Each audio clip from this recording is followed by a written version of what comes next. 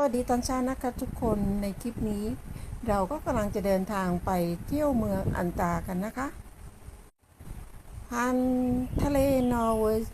เจียนซีนะคะแล้วก็ภูเขา